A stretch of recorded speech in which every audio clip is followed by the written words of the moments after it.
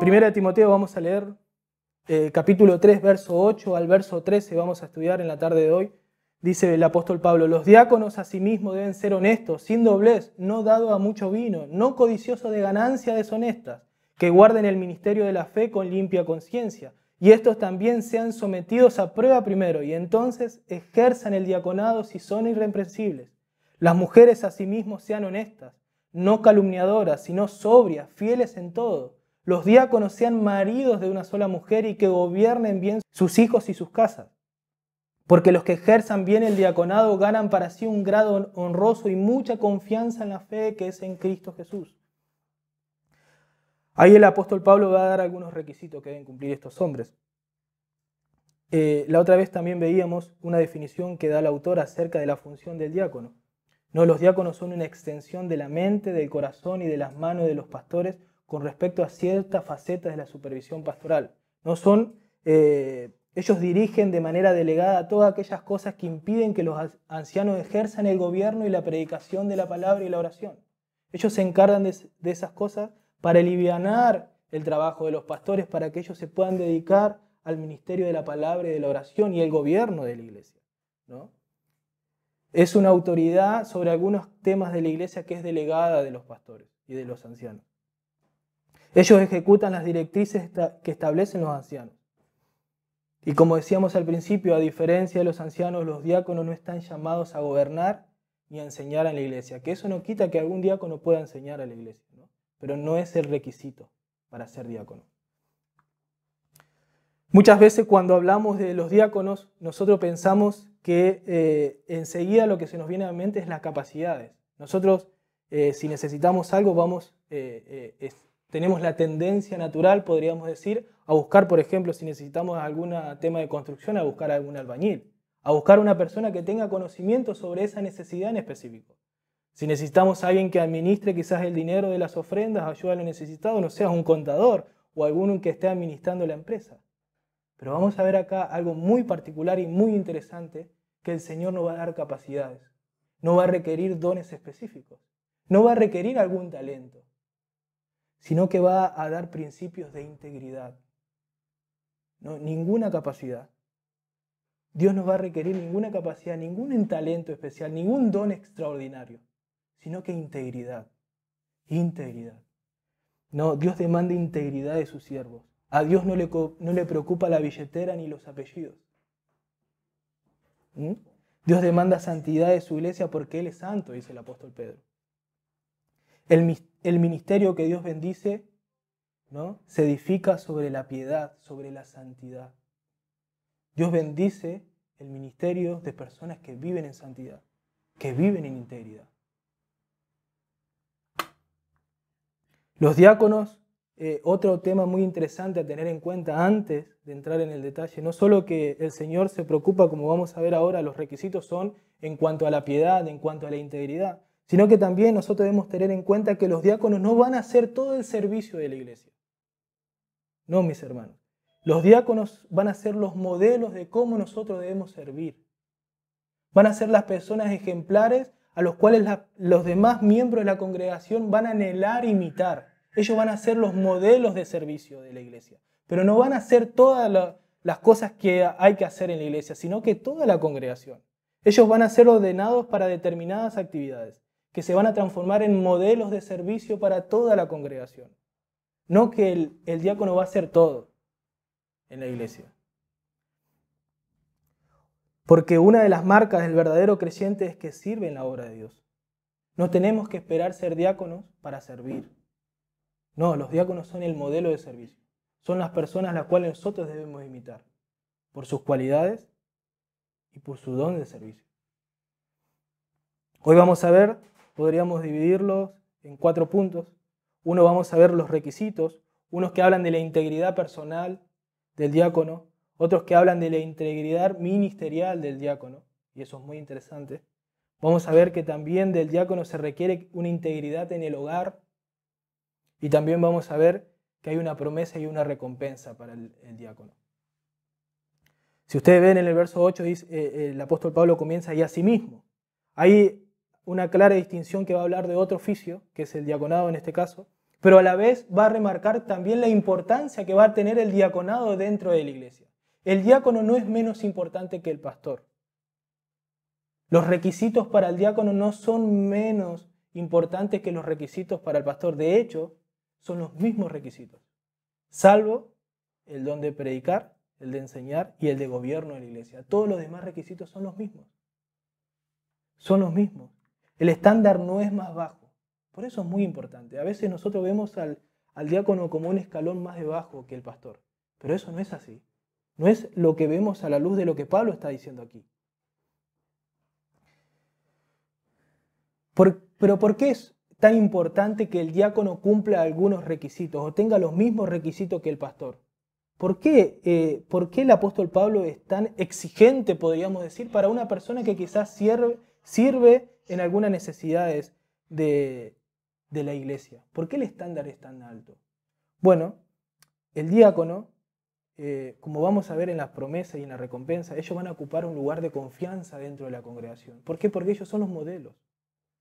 Ellos van a tratar con problemas y con dinero en muchas ocasiones, en la mayoría de las ocasiones. Ellos van a estar trabajando con personas necesitadas que están vulnerables a ser engañadas, ¿no? E incluso tendrán acceso a casas de miembros de la iglesia, ¿no? Por eso es tan importante que sean íntegros. Van a tocar temas delicados. Y por eso es necesario la integridad. Por eso es necesario la integridad personal. En el verso 8 dice, los diáconos asimismo deben ser honestos, sin doblez, no dados a mucho vino, no codiciosos de ganancias deshonestas. El apóstol Pablo dice que, hablando de la integridad personal del diácono, dice que deben ser honestos. La palabra honesto habla de ser sobrio, de ser digno, de ser respetable. La Nueva Traducción Viviente lo traduce como dice, deben ser dignos de mucho respeto, deben ser serios. Deben tener un carácter digno de imitar, hace referencia. La idea es que el diácono debe ser alguien que por su conducta y su testimonio se gane el respeto y la honra de toda la congregación. Es una persona que se toma su rol de manera seria y responsable y que no anda jugando con las cosas sagradas. Es una persona que toma en serio su relación con Dios. Es una persona que toma en serio la palabra de Dios. Es una persona que toma en serio el servicio, no es una persona que está todo el día seria, ¿no? Sino que toma con responsabilidad y con seriedad su servicio, su relación con el Señor, su relación en su hogar, ¿no? Su función y su responsabilidad en su hogar. Eso es una persona honesta. De hecho, el apóstol Pablo la usa también, esa misma palabra, para hablar de los pastores cuando le escribe a Tito. Recuerden que Pablo escribió 3 cartas pastorales a 2 personas, a Timoteo y a Tito. Y en cierta manera tenían el mismo propósito de ordenar a las iglesias, ¿no? Y él le dice a Tito, los ancianos deben ser sobrios, dignos también, ¿no? Nosotros vamos a ver que son los mismos requisitos, tanto para los diáconos como para los pastores. Y yo me preguntaba, ¿cómo luce una persona que es digna de respeto de la congregación? Que se gane el respeto y la honra de la congregación, ¿no? Por su conducta, por su testimonio, ¿no? Y eso lo vemos allá en Hechos 6, cuando los apóstoles se enfrentaron a este problema que estaba sucediendo con las viudas. Ellos dijeron en el verso 3 del capítulo 6, buscad pues, hermanos, de entre vosotros a 7 varones de buen testimonio, llenos del Espíritu Santo y de sabiduría, a quien encarguemos este trabajo. Una persona que gana el respeto y la honra de la congregación, una persona que sea honesta, según lo que dice Pablo, es una persona que es sabia, que es íntegra, una persona que es competente, una persona que es reconocida por su sabiduría, o una persona sabia, ¿no? Podríamos decir, hace referencia a que tiene un buen juicio, a discernimiento.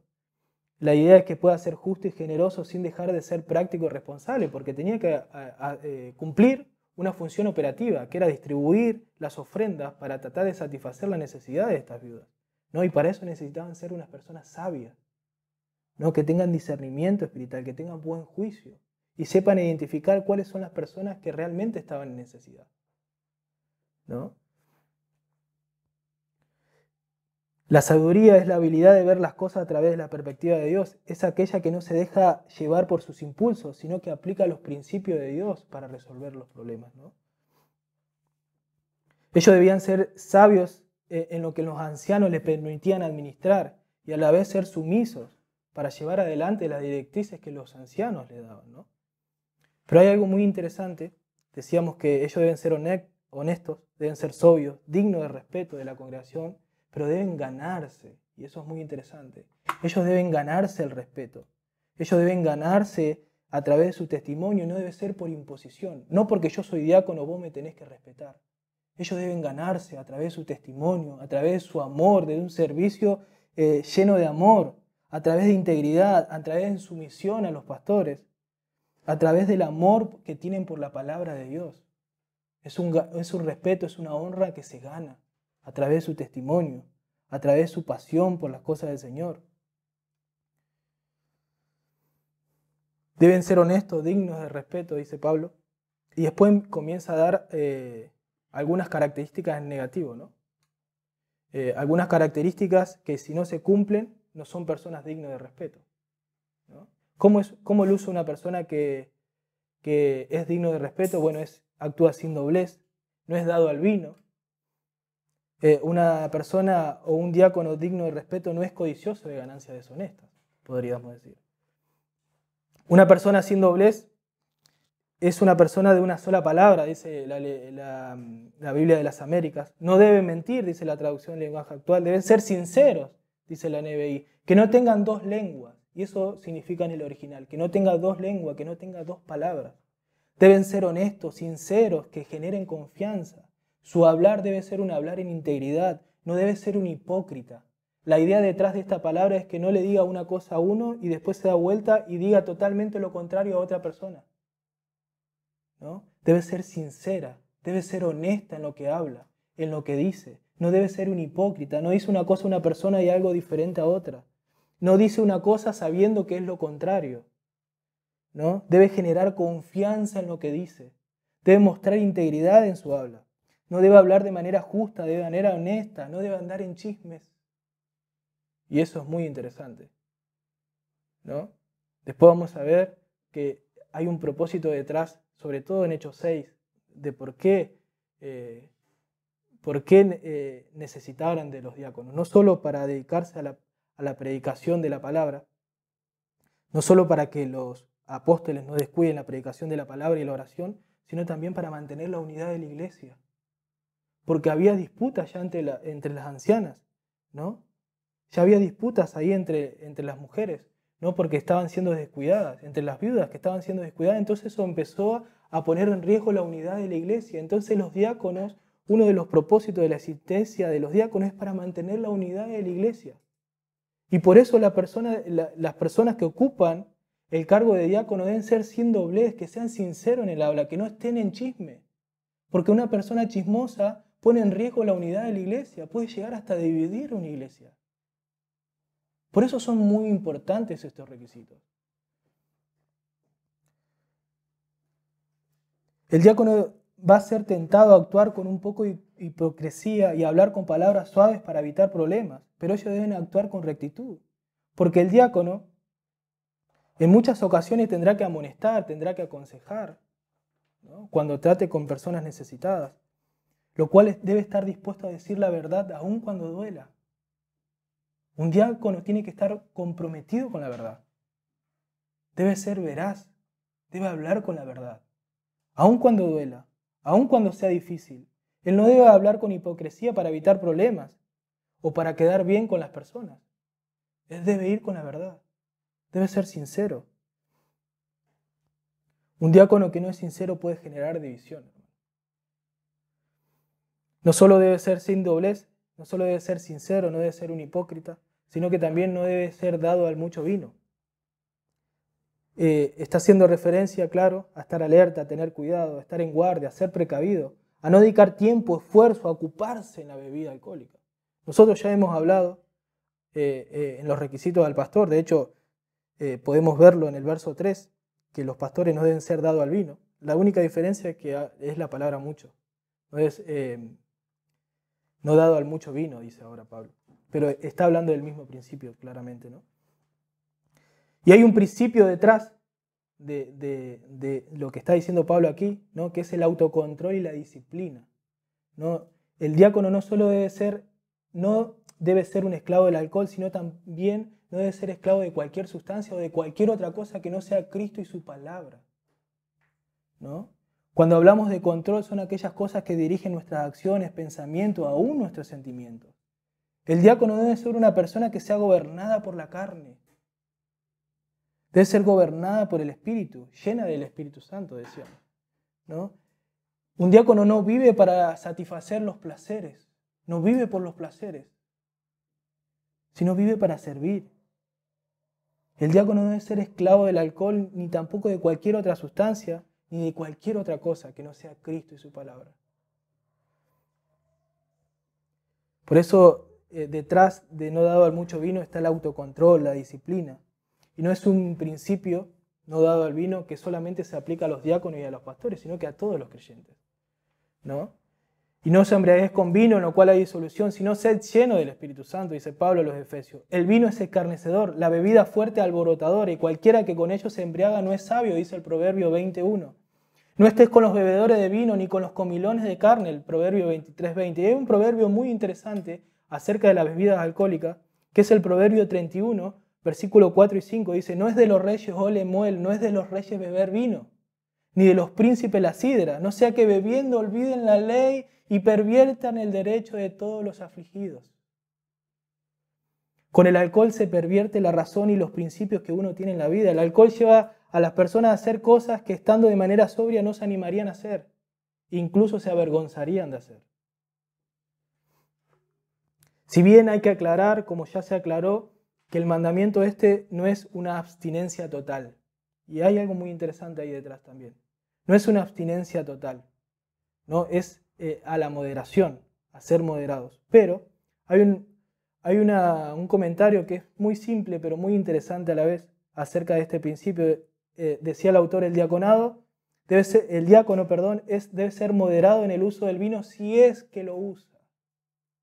Si es que lo usa. Y es muy interesante eso, hermanos, porque nosotros debemos manejar el uso del alcohol, debería evaluarse con mucha seriedad, hermanos, con mucha seriedad. Nosotros debemos recordar que el uso del alcohol que se daba en la época de Pablo, incluso en la época del Señor Jesús, es muy diferente al que se da hoy. El vino que comúnmente se usaba en los hogares, era un vino que estaba compuesto por grandes porciones de agua. No estaba agregado de manera artificial el alcohol, ¿no? El vino que se usaba comúnmente en las casas, porque era muy común en las casas usar vino, porque no había agua potable tampoco, ¿no? Era una forma de potabilizar el agua. Por eso Pablo le encomienda a Timoteo que tome vino, porque andaba con problemas estomacales. El uso de ese vino es muy diferente a hoy. Hoy la graduación de alcohol que tienen las bebidas alcohólicas es mucho mayor al que estaban en aquel tiempo. Por eso nosotros debemos evaluar con mucha seriedad el uso del alcohol, ¿no? Para muchos creyentes puede ser piedra de tropiezo, ¿no? Por eso la moderación, aún la abstinencia, debe ser requisito incondicional para un oficial de la iglesia, un diácono o un pastor, y también deben evaluarse con mucha seriedad para cualquier creyente, hermano. No siempre, si bien no hay un mandamiento claro acerca de una abstinencia total, pero siempre son los mandamientos hablando acerca del vino en tornos negativos, con mucho cuidado, con precaución, hermano, y más en nuestros días, ¿no? No debe ser dado al vino, no solo debe ser gobernado por la carne o por cualquier otra cosa, sino que debe ser gobernado por el Espíritu, decíamos, ¿no? Que ese es el principio que está detrás de no dado al vino, ¿no? No ser gobernado por la bebida alcohólica, sino que también no debe ser codicioso de ganancias deshonestas. Y hay algo muy interesante también aquí, ¿no? Ávido de ganancias vergonzosas, avaro, de vergonzadamente codicioso, ¿no? Que busca dineros o bienes deshonestos. La Nueva Traducción Viviente lo traduce, dice deshonestos con el dinero, preocupados por ganar mucho dinero, dice la traducción lenguaje actual. ¿No? Ese también el apóstol Pablo lo usó para referirse a los pastores, para los requisitos de los pastores. Dice no avaricioso, dice Pablo en el verso 3 de este mismo capítulo. También a Tito le dice que los pastores también no deben ser amantes de ganancias deshonestas, ¿no? Vemos otra vez más que son los mismos requisitos para los pastores. De hecho, el mismo apóstol Pedro En su primera carta, capítulo 5, verso 2, dice: apacentad la grey de Dios que está entre vosotros, cuidando de ella, no por fuerza, sino voluntariamente, no por ganancia deshonesta, sino con ánimo pronto, no por ganancia deshonesta. De hecho, Pablo le dice a Tito también en su primera carta, capítulo 1, verso 10, porque aún muchos contumaces, habladores de vanidades y engañadores, mayormente los de la circuncisión, a los cuales es preciso tapar la boca, que trastornan casas enteras, enseñando por ganancia deshonesta lo que no conviene. Es muy importante tener en cuenta esta característica por lo que decíamos al principio. El diácono va a trabajar en las finanzas de la iglesia, va a estar en contacto con el dinero, con las ofrendas. Entonces es muy importante que no sea amador de las ganancias deshonestas. En el tiempo de Pablo, cuando él escribió la carta, no habían bancos, no habían mutuales en donde se depositaba el dinero, sino que las personas que estaban a cargo de los diáconos lo tenían consigo mismos. Entonces era una tentación muy grande tener dinero. Era una tentación muy grande robar el dinero en efectivo, pero amador de la ganancia deshonesta no es solo robar dinero en efectivo. Hay otras formas de ganancia deshonesta, ¿no? Por ejemplo, canalizar los fondos para sus gastos personales, que no son gastos de la congregación en sí, ¿no? Qué sé yo, combustibles, arreglo de auto, alguna comida, que no esté relacionado con el servicio de la iglesia. Y eso es una forma de ganancia deshonesta. Eso es una forma de robar también. Y nosotros tenemos un ejemplo muy claro en las Escrituras acerca de este principio. Y es el ejemplo de Judas. Judas era el tesorero del grupo de los discípulos, del grupo de los apóstoles. ¿Recuerdan cuando María derramó ese perfume caro al Señor Jesús? ¿Qué dijo Judas? Dice, este perfume, la Nueva Traducción Viviente, dice, este perfume valía un salario de un año. Hubiera sido mejor venderlo para dar el dinero a los pobres. Parece tan santo Judas. Tenía tanto deseo de ayudar a los pobres. Pero Juan no era ningún tonto, ¿no? Juan lo deschavó al toque nomás. En el verso 5-6 del capítulo 12 de Juan, él dice, no es que Judas le importara a los pobres, en verdad era un ladrón. Y como estaba a cargo del dinero de los discípulos, a menudo robaba una parte para él. Era un amante de las ganancias deshonestas. Por eso hay que tener mucho cuidado cuando se nombra un diácono, para que cumpla esos requisitos. Un diácono debe ser un siervo que no debe estar motivado por el dinero, que no se acerca al servicio ni a la iglesia, ni tampoco a un hermano para sacar provecho económico. No se debe acercar para servir, para sacar un provecho económico. No se debe acercar a los hermanos para sacar un provecho económico.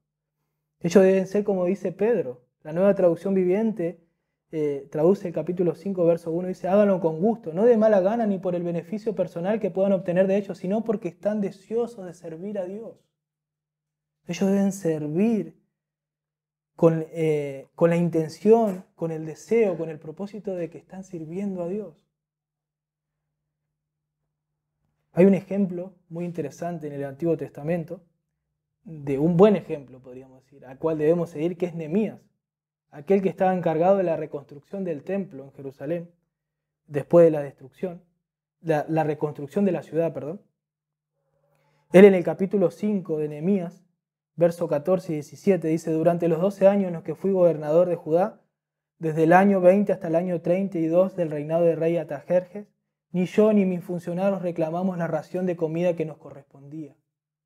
Los gobernadores anteriores, por contraste, impusieron pesadas cargas al pueblo al exigir una ración diaria de comida y vino, además de 40 piezas de plata. Hasta sus ayudantes se aprovechaban del pueblo. Sin embargo, como yo temía a Dios, no actué de esa manera. También me dediqué a trabajar en la muralla y me negué a adquirir tierra, dice Nehemías. Además, exigí a todos mis sirvientes que dedicaran tiempo a trabajar en la muralla. No pedí nada, aunque con frecuencia daba a comer a 150 funcionarios judíos en mi mesa, sin contar a todos los visitantes de las tierras. Y el apóstol Pablo también aplicaba ese mismo principio, hermanos, ¿no? El apóstol Pablo le dijo a Timoteo en su segunda carta, dice, ni comimos de balde del pan de nadie, sino que trabajamos con afán y fatiga día y noche para no ser gravosos a ninguno de vosotros. No porque no tuviésemos derecho, sino porque dar nosotros mismos un ejemplo para que nos imitéis. Dice, nosotros no reclamamos nada para que ustedes nos sostengan, sino que nosotros nos esforzamos. No solo para cumplir con el ministerio, sino que para trabajar, para tener nuestro propio sostén, para ser un ejemplo para ustedes. No, hermanos, nosotros no debemos ir al ministerio, no solo el diaconado, no solo el diácono, no solo el pastor, sino que todos los creyentes no debemos acercarnos para demandar, para pedir. Debemos estar al servicio para dar, no para entregarnos como lo hizo Cristo. No, nosotros estamos satisfechos en Cristo y nosotros venimos a servir para dar. Hermanos, Dios ya nos ha dado mucho. No podemos reclamar. Un amador de ganancia deshonesta es aquel que viene para recibir, para sacar provecho económico. No como lo hizo Judas. Por eso una persona, un candidato a diácono, siempre nosotros debemos bajarlo a tierra porque el candidato a diácono o lo que él debe cumplir es un modelo para todos nosotros, para toda la congregación. Es lo que debe anhelar toda la congregación, ¿no? Por eso un candidato a diácono, una persona que anhela el diaconado, debe tener una integridad financiera.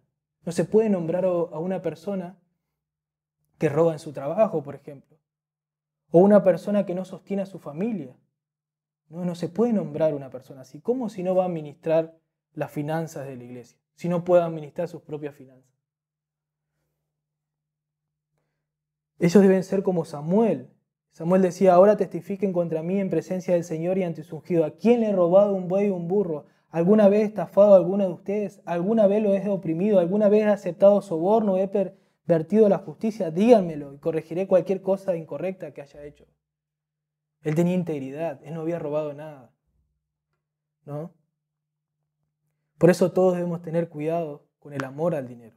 La riqueza no es pecado, sino el amor, el deseo de enriquecerse a costa de cualquier cosa. Por eso el apóstol Pablo le dice el mismo a Timoteo, ¿no? Que raíz de todos los males es el amor de dinero, el cual codiciando algunos se extraviaron de la fe y fueron traspasados de muchos dolores. Las riquezas, como decíamos al principio, como decía recién, no es pecado, sino el deseo, la avaricia, el deseo de tener cada día más. Esa obsesión nos lleva a servir al dinero. Nos lleva a vivir para conseguir cada día más riquezas, ¿no? Nos hace olvidar que nuestra vida debe ser caracterizada por servir a Cristo y no a las riquezas.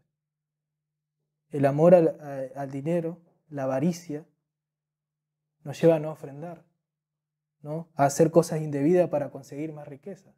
Que eso es lo que es ser amante de ganancia deshonesta, ¿no? Hacer cualquier cosa para obtener más ganancia. Por eso, una persona que apunta al diaconado no debe ser codicioso de ganancia deshonesta, ¿no? No debe tener intención de obtener riqueza, de beneficio personal de su posición, podríamos decir. Y eso podremos ver cuáles son los requisitos, la integridad personal que Dios demanda de un diácono, ¿no?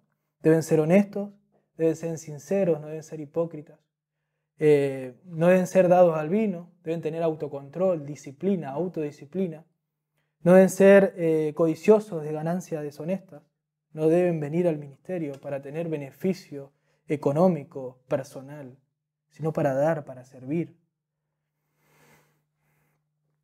Pero también los diáconos deben tener integridad doctrinal, que es muy interesante esto también. Porque muchas veces nosotros no relacionamos la doctrina con los diáconos. Lo relacionamos solo con los pastores y total los diáconos tienen funciones operativas. ¿Para qué van a necesitar ser expertos en la doctrina? Pero estábamos equivocados si pensábamos así. Porque el Señor, porque Dios demanda integridad doctrinal. Dice en el verso 9 que guarden el ministerio de la fe con limpia conciencia. La palabra guarden hace referencia a aferrarse, a mantener. Ellos deben ocuparse de saber y guardar la sana doctrina, el evangelio verdadero. La palabra misterio que usa el apóstol aquí hace referencia a una verdad que antes estaba oculta y que ahora ya es conocida. Hace referencia al evangelio mismo, a la doctrina que se encuentra en el Nuevo Testamento, que incluso estaba oculta de manera parcial en el Antiguo Testamento, pero que ahora ha sido revelada con Cristo y con los apóstoles. No es una verdad que antes estaba oculta, pero que ahora ha sido revelada. Habla del Nuevo Testamento, de las enseñanzas del Nuevo Testamento. Ellos deben guardar las enseñanzas que los apóstoles estaban impartiendo, ¿no? Por eso, hermanos, no se trata de servir y hacer cosas para Dios solamente, sino que debemos conocer al Dios al cual servimos. Por eso esto es muy importante. Nuestro servicio debe estar moldeado y motivado por las Escrituras. Nuestro servicio debe estar moldeado y motivado por las Escrituras. El servicio en la iglesia debe estar gobernado por Dios a través de su palabra. No se trata de lo que nos parece que está bien, no se trata de lo que deseamos, sino se trata de lo que Dios establece en su palabra. Nosotros debemos desarrollar nuestro servicio dentro de los límites de la palabra de Dios, ¿no? Es imposible nosotros servir a la iglesia si no conocemos la palabra de Dios, sino cómo vamos a servir, ¿no? A nuestra manera. Pero Dios, nosotros lo hemos visto los días miércoles, Dios demanda una adoración de acuerdo a lo que Él establece en su palabra. Nosotros a través de su palabra que encontramos, por ejemplo, cómo debía ayudar a las viudas, porque Pablo después le va a dar instrucciones a Timoteo de cómo debía, qué debía tener en cuenta para ayudar a las viudas, ¿no? En la Escritura encontramos principios de sabiduría que los diáconos van a necesitar para resolver los problemas, y si quieren resolverlo, glorificando a Dios, claramente, ¿no? Ellos necesitarán los principios de sabiduría que requerirán los problemas que surgieren en la iglesia. Y para eso deben conocer la palabra de Dios, deben conocer la sana doctrina. También en las Escrituras podemos ver la importancia que tiene la predicación de la palabra de Dios. Y eso debe animar al diácono a servir cada día más y alivianar el trabajo de los pastores. También a través de la palabra de Dios que nosotros encontramos que el servicio es un privilegio. Es un privilegio, eso nos humilla. En la palabra de Dios también encontramos que debemos servirnos unos a otros y así innumerables de mandamientos que también nos ayudan a encuadrar, que nos ayudan a moldear nuestro servicio de acuerdo a la voluntad de Dios. Por eso el diácono debe tener una integridad doctrinal, debe conocer la verdad. La palabra de Dios afecta a todo lo que hacemos, a todo lo que pensamos, afecta a toda nuestra vida, o debiera afectar toda nuestra vida. Ellos deberían saber y procurar conocer cada día más profundamente el Evangelio y la sana doctrina. Deben tener un apetito creciente por la palabra de Dios, deben amar la palabra de Dios. No solo deben guardar, porque para guardar deben conocer. Si no conocen, ¿qué van a guardar? No solo deben tener un compromiso en servir, sino también en conocer la palabra de Dios para poder servir, ¿no? Y esto no es solamente un llamado para el diácono o para el candidato de diácono, sino también para todos los creyentes. El modelo de servicio que el Señor nos dejó se caracteriza por estar comprometidos con la verdad. A veces es más fácil servir y hacer cosas, ¿no? Y nos cuesta un poco sentarnos para estudiar y meditar en la palabra de Dios, ¿no? Pero el Señor busca personas que amen y honren su palabra, ¿no? Personas que sean guardianes de ellas. Los diáconos deben luchar codo a codo con los pastores para velar por la verdad. Y eso es muy interesante. Pero no desde el púlpito, sino desde la práctica, aplicando lo que dice la palabra en cuanto al servicio, ¿no? De hecho, Pablo le dice a Timoteo en los versículos 14 y 15 de este mismo capítulo, le dice: esto te escribo aunque tengo la esperanza de ir pronto a verte, para que si tardo sepas cómo debes conducirte en la casa de Dios, que es la iglesia del Dios viviente, columna y baluarte de la verdad. La iglesia es la columna y la baluarte de la verdad, es la que proclama la verdad, es la que defiende la verdad, a través de lo que predica, pero también a través de la práctica, de lo que vive. Y el diácono tiene que poner en práctica la palabra de Dios. Y a veces lo que más nos cuesta, ¿no? Tiene que poner en práctica en el servicio, ¿no? Y por eso los diáconos deben conocer la palabra de Dios. Deben tener un apetito creciente por la palabra de Dios. Deben tener un compromiso por conocer la palabra de Dios. Y si no, y si tienen dudas todavía de esto, miremos a Esteban. Esteban es uno de los ejemplos, o uno de los 7 que los apóstoles nombraron para servir a las viudas. No vamos a leerlo ahora, porque lleva mucho tiempo, sino leen capítulo 7 de Hechos. Y fíjense el discurso que da Esteban si no era una persona que no conocía la palabra de Dios. Él da cátedra de la apología, ¿no? Y él fue un diácono que sirvió a las viudas. Él era una persona que era íntegra doctrinalmente porque conocía la palabra de Dios. De hecho, todo creyente debe estar preparados para defender nuestra fe. Como dice Pedro, estad siempre preparados para presentar defensa con mansedumbre y reverencia ante todo aquel que os demande razón de la esperanza que hay en vosotros. Y para defender nuestra fe debemos conocer. Un diácono debe conocer las grandes doctrinas de la palabra de Dios. Es imposible resolver los problemas si no conoce la palabra de Dios, si no conoce los principios que establece la palabra de Dios. Y no solo deben conocer y guardar la palabra de Dios, sino que deben guardarla con limpia conciencia, dice el apóstol Pablo. La conciencia es la facultad humana dada por Dios a cada persona que nos dice lo que está bien y lo que está mal. Nos dice aquello que viola la ley. No, la ley fue impresa en nuestro corazón y además la palabra de Dios nutre nuestra conciencia, que nos lleva a discernir aquello que se somete a la palabra de Dios y aquello que no se somete. ¿No? En pocas palabras, la conciencia nos condena cuando nosotros pecamos. Es la que nos acusa cuando estamos pecando, ¿no? Para un creyente, ¿no? Cuando Pablo dice que los diáconos deben servir con limpia conciencia, se refiere a que ellos deben servir sin que la conciencia los acuse de no vivir lo que creen, ¿no? Ellos deben vivir de una forma coherente, consistente con lo que creen. Cuando un creyente no vive lo que cree, la conciencia lo acusa. Lo acusa. Ellos deben vivir lo que creen. Ellos deben vivir la palabra de Dios. Por eso es necesario que sean íntegros. Dice que guarden el ministerio de la fe con limpia conciencia. No solamente que lo crean, sino que también lo vivan.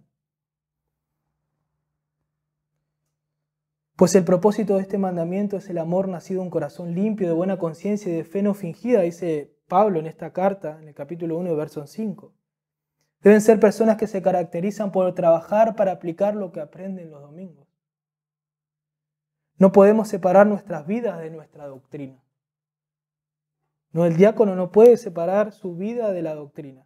Nosotros no podemos separar nuestras vidas de la doctrina. Un creyente verdadero nunca va a tener una conciencia limpia si anda en inmoralidad sexual, si roba dinero, si vive mintiendo, si no perdona a un hermano, si no es sincera en el habla, ¿no? Un creyente que vive con limpia conciencia porque es honesto, porque no, vive sin doblez, no dado al vino, no codicioso de ganancia deshonesta. La conciencia no la acusa de pecar. Ellos deben guardar con limpia conciencia. De hecho, el apóstol Pablo también le dice a la iglesia de Colosa, en el capítulo 1, verso 9, dice: Él le ruega al Señor, no cesamos de orar por vosotros y de pedir que sean llenos del conocimiento de su voluntad en toda sabiduría e inteligencia espiritual. Y verso 10, para que andéis como es digno del Señor, agradándole todo, llevando fruto de toda buena obra y creciendo en el conocimiento de Dios. Dice que sean llenos del conocimiento, pero no para que quede en sus mentes, sino para que se traduzca en un cambio de vida, en un estilo de vida que le agrada al Señor. Y eso es la idea, que nosotros podamos conocer más del Señor para poder aplicarlo en nuestras vidas. Y es muy interesante cómo el apóstol Pablo demanda la integridad, ¿no?, doctrinal de los diáconos. Porque ese debe ser el fin de todo creyente. Recién decíamos, ¿no? Yo siempre hago una comparación con nosotros, porque aquel que aspira al diácono, aquel hombre, porque vamos a ver que es solamente un ministerio para hombres, es el modelo, se va a transformar en el modelo para nosotros, ¿no?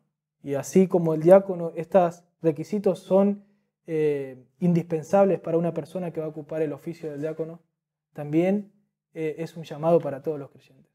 Son requisitos que deberíamos cumplir todos nosotros. No para ocupar el lugar, sino para vivir una vida que agrada al Señor. Porque nosotros encontramos también, por ejemplo, en Colosas, ¿no? Porque acá no le está hablando a los diáconos. Cuando él dice que él le ruega al Señor que sean llenos de conocimientos para que anden en una vida que sea digna del Señor, no le está hablando a diáconos.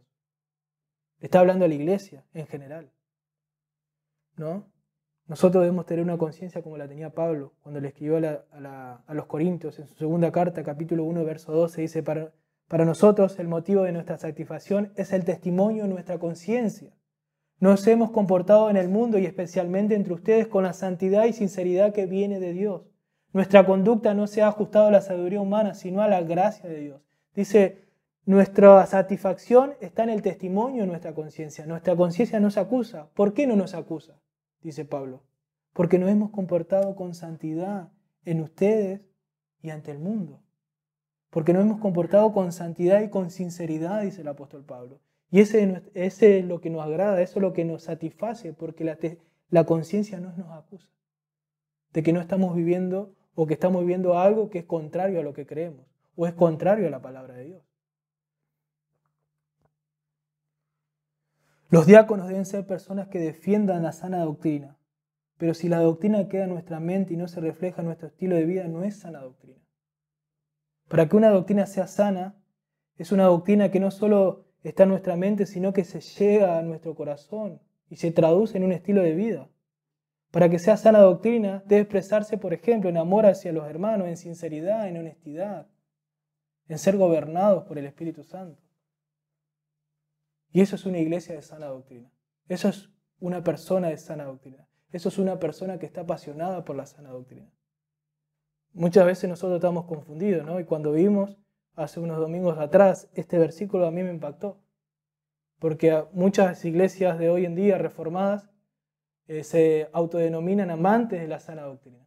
Pero la sana doctrina no es solamente algo doctrinal. No solamente son mandamientos, no solamente son doctrinas, sino que también son un estilo de vida.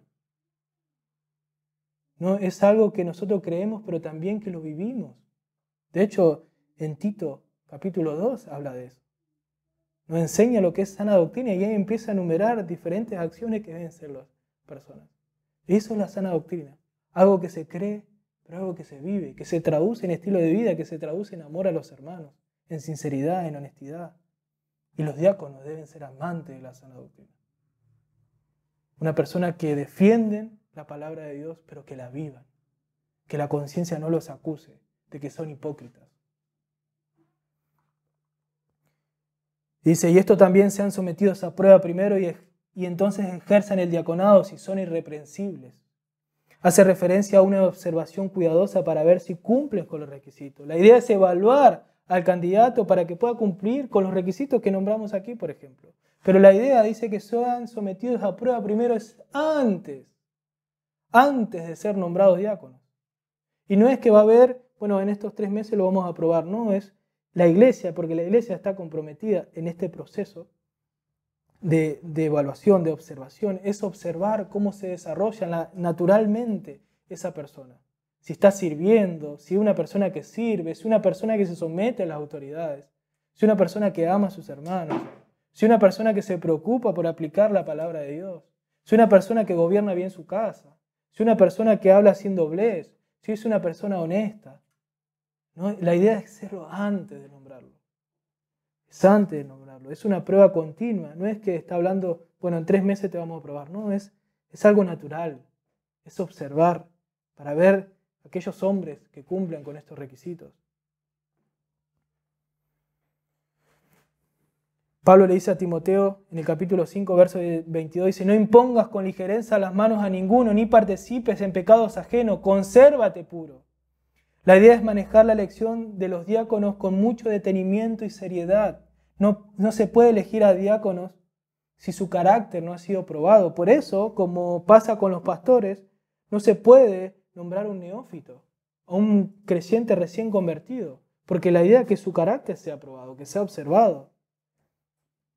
No se puede tampoco nombrar a hombres con el único objetivo que no se vayan de la iglesia. Nosotros hemos salido de contextos en donde cuando la persona planteaba irse, bueno, le daban un ministerio, lo ponían de diácono. Y eso no es así. Eso no es algo bíblico. Cuando una iglesia sana que nombra a un diácono, debe ser porque cumple con los requisitos. No para que no se vaya de la iglesia. No porque es un apellido o tiene un sueldo grande y para incrementar las arcas de la iglesia. Eso no es algo bíblico. Ni tampoco se debe nombrar a una persona para que se comprometa más con la iglesia. Muchas iglesias hicieron eso, ¿no? Una persona que no estaba comprometida, que no estaba viniendo algunos los domingos. Entonces, ¿qué hacemos? Bueno, lo ponemos de diácono, a lo mejor se compromete un poco más.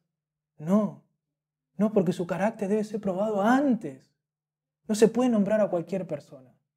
No se puede nombrar a una persona que no cumpla, que no esté cumpliendo ahora los requisitos, antes de nombrarlo. La idea es que ya lo esté cumpliendo, que ya esté sirviendo, que ya sea honesto, sin doblez, que no esté dado al vino ahora, no después. Hermanos, nombrar a una persona que no cumpla con esos requisitos puede producir un gran daño a la iglesia. Un gran daño a la iglesia. Este principio que habla el apóstol aquí, de que sean sometidos primero a prueba, es algo continuo, ¿no? La idea es que no solamente sea un examen antes de nombrarlo, sino que es un examen que se debe mantener en el tiempo, ¿no?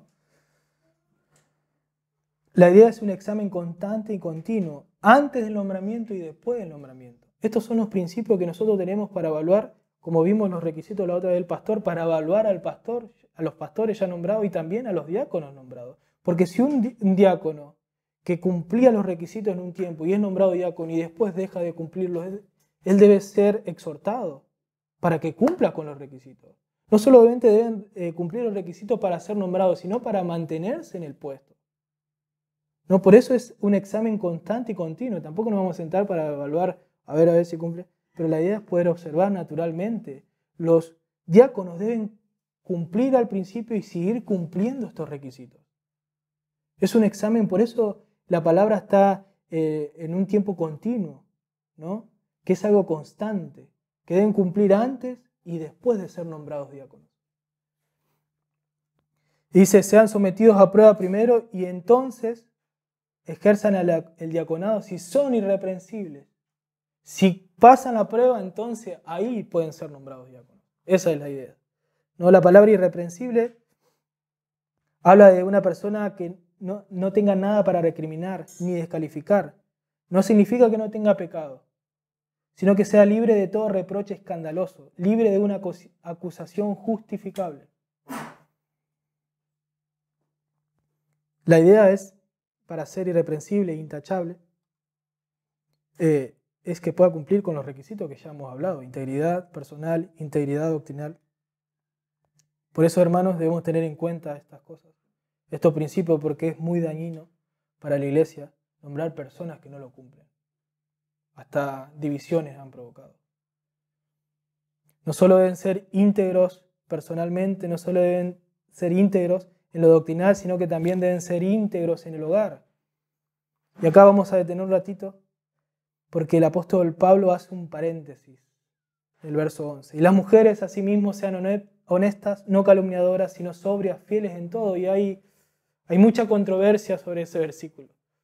Algunos piensan que hablan de las diaconisas, otros piensan que hablan de los, como nosotros, como vamos a ver, de las esposas de los diáconos.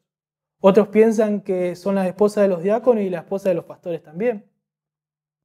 Otros piensan que hablan de mujeres en general. Pero la realidad, hermanos, según el contexto y según lo que nosotros hemos estudiado, aquí el apóstol Pablo está hablando acerca de las esposas de los diáconos. La palabra que usa aquí Pablo como mujeres es la palabra griega que también puede hacer referencia a mujer, que es sexo femenino, o a esposas. Por ejemplo, es la misma palabra que se usó en el verso 2, cuando dice: un obispo debe ser pues irreprochable, marido de una sola mujer. También se usa en el verso 12, en el verso siguiente, que los diáconos sean maridos de una sola mujer. En el mismo capítulo usa tres veces la misma palabra, ¿no? Y en 2 veces usa haciendo referencia a esposa. Y no podemos de manera arbitraria, ¿no?, cambiar ese significado para hablar de mujer.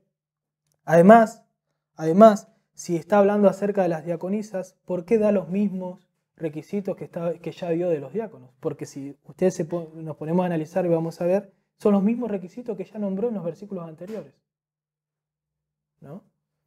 La palabra diácono no hace referencia a un sexo, digamos, a hombres y a mujeres. Esa misma palabra puede ser referencia, a mujeres o a hombres. Por eso muchos se confunden. Y además el verso 11 comienza, dice, y la mujer es a sí mismo. También comienza de la misma manera que el verso 8. ¿No? Ellos dicen, los que creen que está hablando de diaconisas, un tercer oficio. Nosotros creemos que hay 2 oficios: pastores, hombres; diáconos, hombres. No, hay muchos que creen en base a este versículo que hay otro oficio, que son las diaconisas, que son mujeres que están a la par de los diáconos, ¿no? Pero claramente acá el apóstol está hablando de las esposas, porque si estaría hablando de un tercer oficio, ¿para qué vuelve a nombrar los mismos requisitos? Además, la palabra mujer que traduce la Reina Valera también se puede traducir como esposa. Y dado el contexto de todo el capítulo, es lo más acorde a la línea, al énfasis, podríamos decir, que está teniendo el capítulo.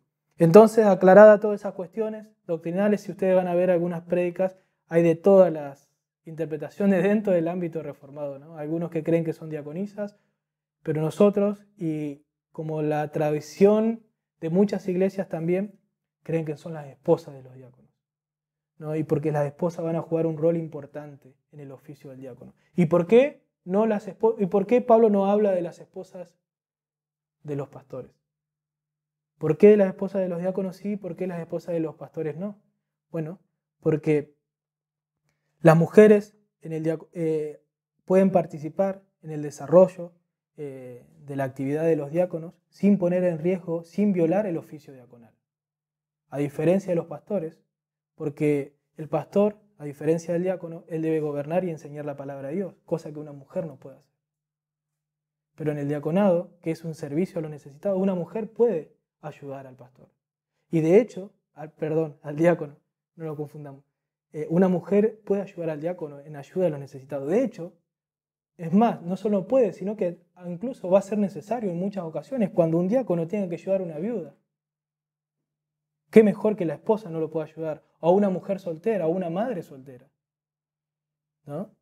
Y la mujer va a ser de gran ayuda al esposo, ¿no? Por eso está hablando aquí de las esposas de los diáconos que pueden ayudar a su esposo, que es diácono, ¿no? Y los requisitos para estas esposas son muy similares a los que ya dio en el verso 8 acerca de los diáconos, que sean honestas, que sean dignas, que sean respetables, que se ganen el respeto a través de su comportamiento, a través de su testimonio, de su conducta, no solo en la iglesia, sino afuera, ¿no? Que se gane el respeto de la iglesia.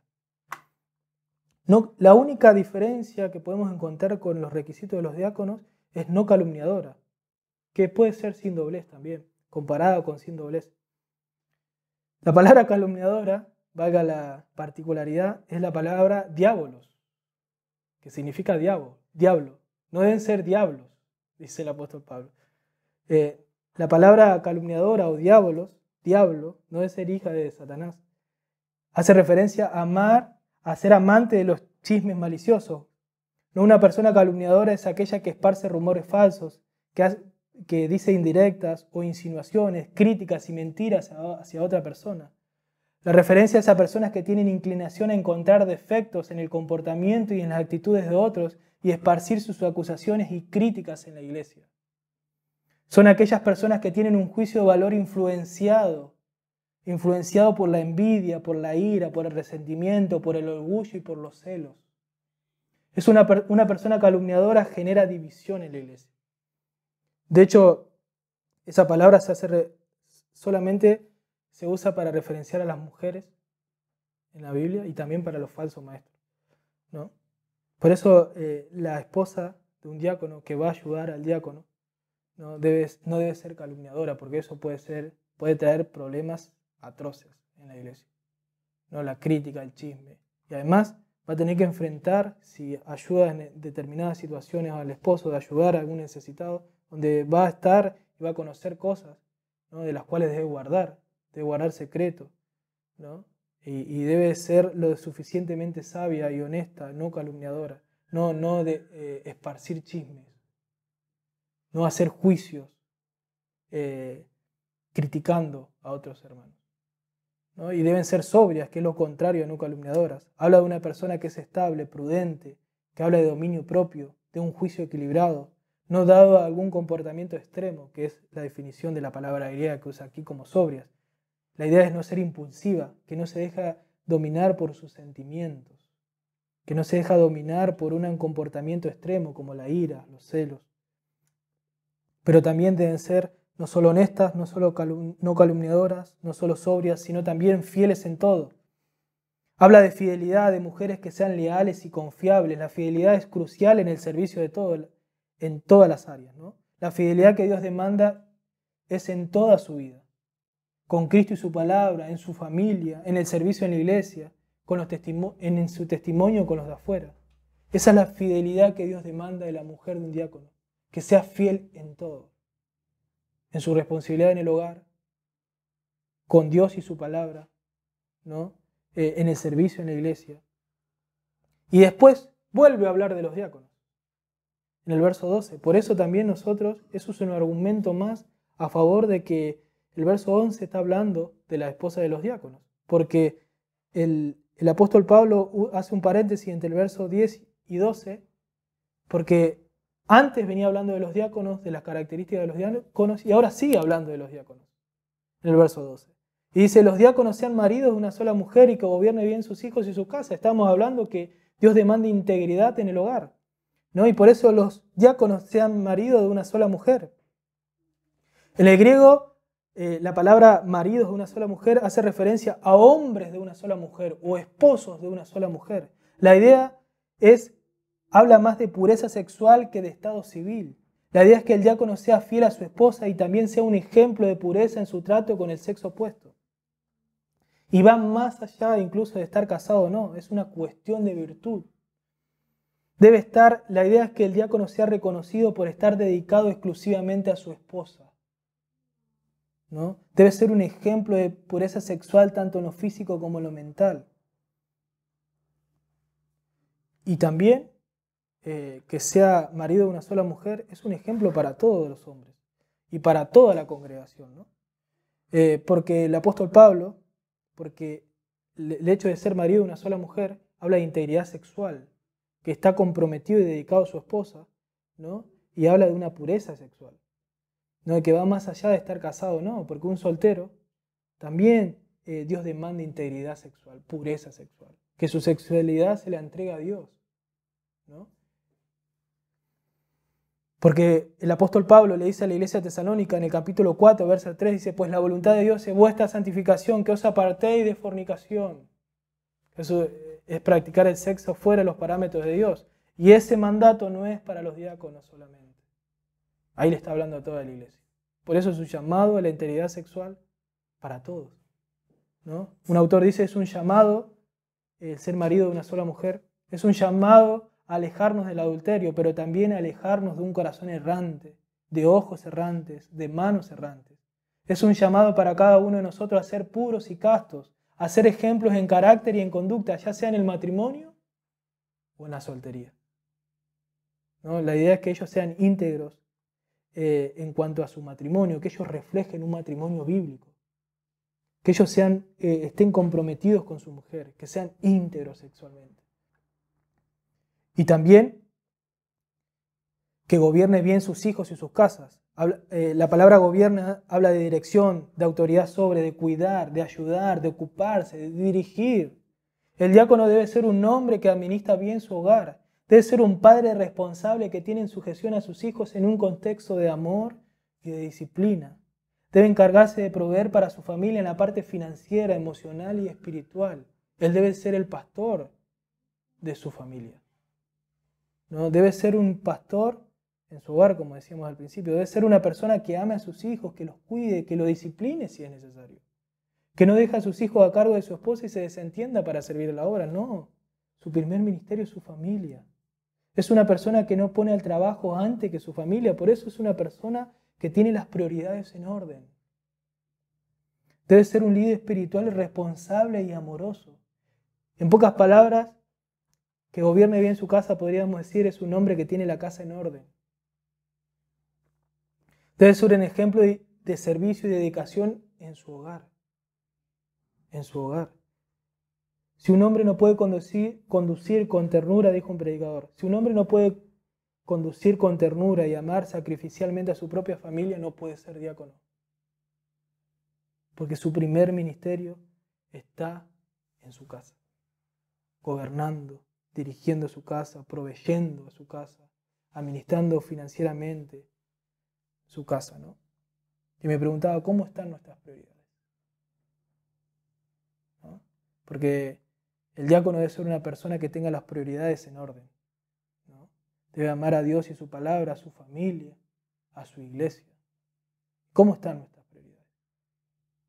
Porque el diácono es nuestro modelo, así como el pastor es nuestro modelo. No solo habló de requisitos de integridad personal, integridad doctrinal, integridad en el hogar, pero también el apóstol Pablo también da una promesa y una recompensa para terminar. Porque los que ejerzan bien el diaconado, dice el verso 13, ganan para sí un grado honroso y mucha confianza en la fe que es en Cristo Jesús. Los que trabajan, los que se esfuerzan por servir a los demás, los que se sacrifican en la gracia de Dios para servir a la iglesia y ser ejemplos para la congregación, Pablo le da una promesa, ¿no? Que van a tener un grado honroso y también mucha confianza que es en Cristo Jesús. Esto nos da dos principios muy interesantes, que a la vez nos muestra la importancia que tiene el diaconado dentro de la iglesia, ¿no? Y lo vital que son los requisitos que Pablo planteó en los versículos anteriores. ¿Por qué decíamos al principio? ¿Por qué tienen los mismos requisitos, por ejemplo, que los pastores? ¿Por qué es tan exigente Dios con los diaconados? Bueno, ¿por qué? ¿Por qué? Porque tienen un grado honroso en la congregación. Cuando Pablo dice un grado honroso, la palabra grado significa un pedestal, un escalón más arriba. Y hay que tenerlo con mucho cuidado esto, porque es un lenguaje simbólico que refleja que el diácono, que es fiel y diligente, que se esfuerza por hacer bien su trabajo, puede tener un lugar de influencia y honor dentro de la iglesia. No para alabarse a sí mismo, porque eso es muy importante. Nosotros decíamos que los diáconos son el estándar, el modelo que la congregación debe seguir, no el modelo de servicio, de cómo se debe servir en la congregación, ¿no?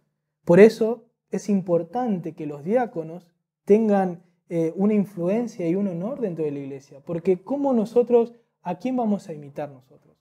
Nosotros vamos a imitar a una persona que sea íntegra, ¿no? Que gane nuestra confianza a fuerza de testimonio, a fuerza de amor, a fuerza de integridad, ¿no? Y eso es lo que está hablando Pablo, que si bien es una promesa que le da una motivación a los diáconos, porque muchas veces se menosprecia el trabajo del diácono.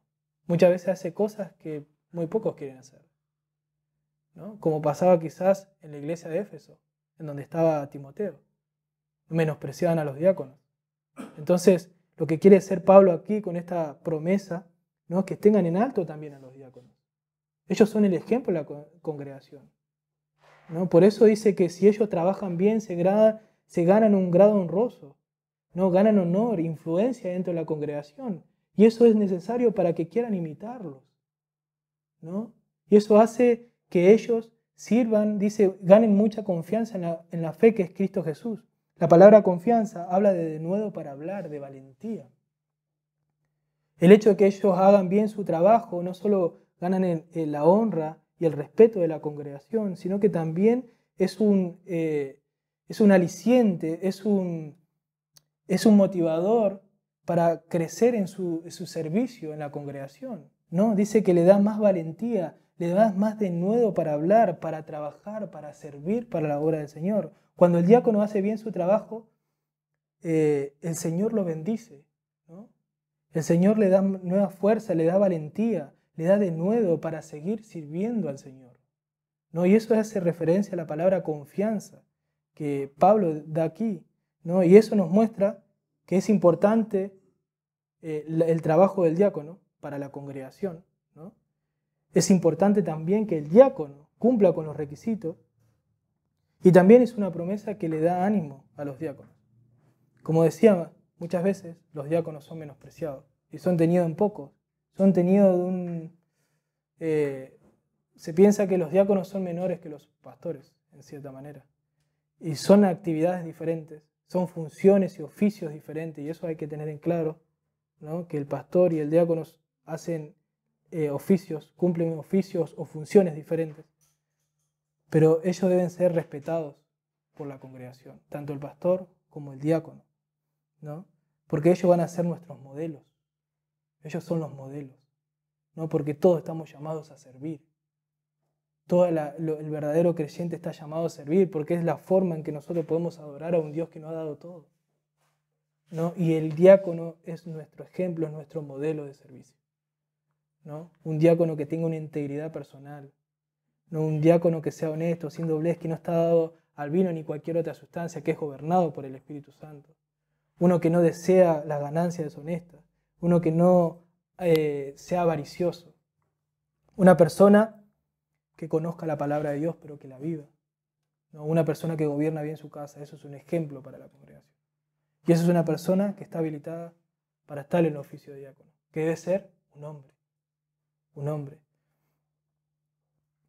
Y como conclusión, también este pasaje nos habla, como decíamos recién, debemos darle o tratar con mucha seriedad la elección de los diáconos y de los pastores. No podemos elegir a cualquier persona, sino debemos filtrarlos por los requisitos que establece la palabra de Dios, que estuvimos estudiando, ¿no? No solo estos requisitos son parámetros también que nos deben llevar a evaluar a nuestros pastores y a nuestros diáconos hoy, que ya son nombrados, sino también son parámetros que nos ayudan a evaluarnos a nosotros mismos, porque ellos son los modelos. ¿Queremos saber cómo nosotros debemos vivir? Bueno, si un pastor cumple o si un diácono cumple los requisitos que establece la palabra de Dios, son a ellos también que debemos imitar. Por eso estos principios que vimos hoy son principios o parámetros para evaluar no solo a un candidato para nombrarlo o para que los pastores lo nombren de diácono, sino que también son requisitos que nos ayudan a evaluar ya a los que ya están nombrados, ¿no? Porque decíamos que es una evaluación constante. No es algo que cumple una vez y bueno, ya está y pueden vivir como quieran. No, ellos deben seguir cumpliendo esos requisitos. Y también podemos ver la integridad que Dios demanda en la vida de todos los creyentes. Samuel dijo algo muy interesante en su primera carta, ¿no? En su primera carta, en el primer libro de Samuel, el verso 22 del capítulo 15, él dijo, ¿qué es lo que más le agrada al Señor? Le dice a Saúl, ¿tus ofrendas quemadas y sacrificios o que obedezcas a su voz? Escucha, la obediencia es mejor que el sacrificio y la sumisión es mejor que ofrecer la grasa de carneros. Cuando Saúl había quebrantado lo que el Señor le había mandado, ¿no? Entonces Samuel le dijo, tus ofrendas, el Señor demanda más la obediencia que tus sacrificios. Servir a Dios, no siempre es sinónimo de madurez espiritual. Podemos estar sirviendo con motivaciones equivocadas, podemos estar sirviendo para ser el centro de atención o solamente para colmar nuestras conciencias, ¿no? Y peor aún, podemos estar sirviendo sin ser verdaderos creyentes.